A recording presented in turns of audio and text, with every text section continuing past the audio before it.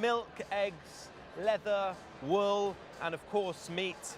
But we've got a growing population to feed, and we've all heard about the damage to natural systems that this causes. Another example of the extractive, consumptive approach to production, this linear economy that we've been hearing so much about today. In the future of food, would lab-grown meat be the answer? Well, to help us look at that question, we've got with us Erin Kim of New Harvest, former DIF speaker, I should say, from a few years ago, and also Jaap Strengers of SystemIQ. Good to have you with us. Thank you. You're having a good day? Amazing day, excellent. Good to hear. Good. So Erin, Yes. lab-grown food, we've been hearing about it for a while. Yes. Why aren't we eating it? What's going on? Well, the science takes a lot longer than talking about it does. And part of what I hoped would come through in my talk earlier today was that this is a very new field, and we've only really been active for about the past 5 years since Mark Post unveiled his cultured beef hamburger prototype at Maastricht University. And that was what kind of sparked the interest that we're all seeing now. But to even start really getting our efforts in funding open academic research off the ground took a few years, even following that prototype. And we actually funded some additional research that took place after his tasting as well. So science is not linear, and it's not always linear, and sometimes when you're actually setting out to do the research, you realize things that you never, obstacles and things come up that you couldn't have known unless you actually started to do the research. And so it takes long to do right, and that's one of the reasons why we've yet to actually see products, and let alone data come out. Yeah, absolutely. Yeah, I saw a headline the other day that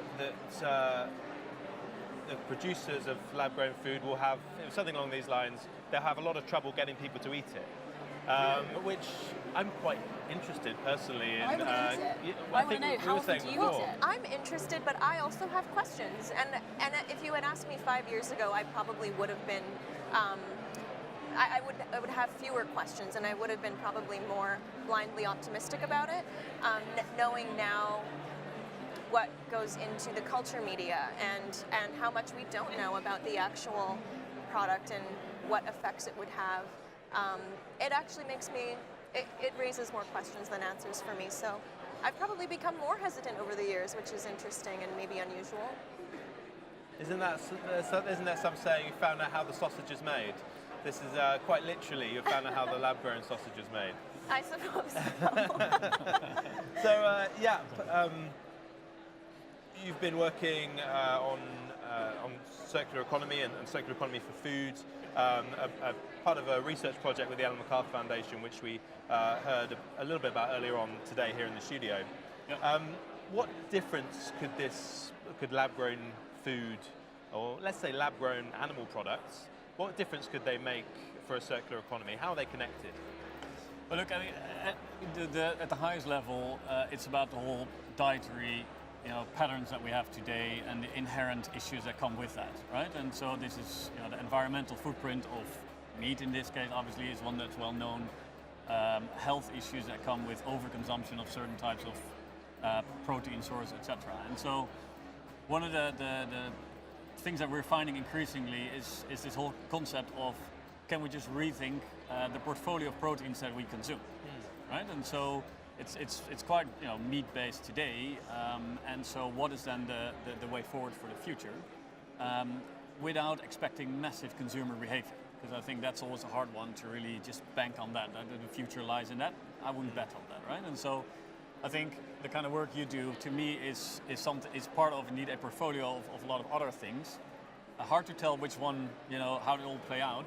Yeah. But I think ultimately the way to go is actually to try many different ways forward, including more vegetable-based and other ways, to really kind of drive the systemic change around the food system that we do require. And by the way, of which dietary shift is only a part of, right? Sure.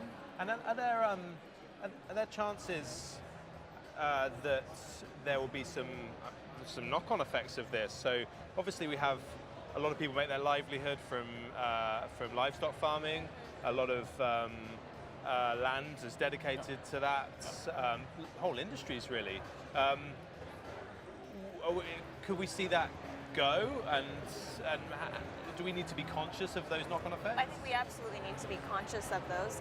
I'm not so sure about how much, there's disruptive potential for sure of cellular agriculture, but I'm not sure how much it'll really displace a lot of current animal agriculture, because based on the projections for the increase of demand for animal products, it may end up being more of a supplement to current production. But absolutely, ranchers and livestock farmers and the existing meat industry, I think, needs to be more included and involved in this ongoing conversation.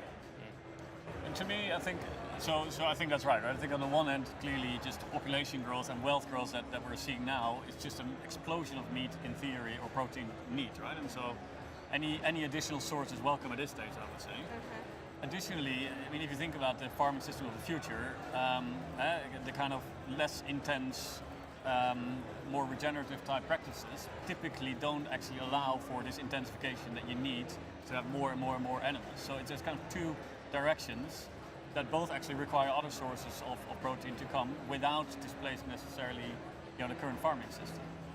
Yeah, I mean, I live on a diversified farm, so it's all quite close to home.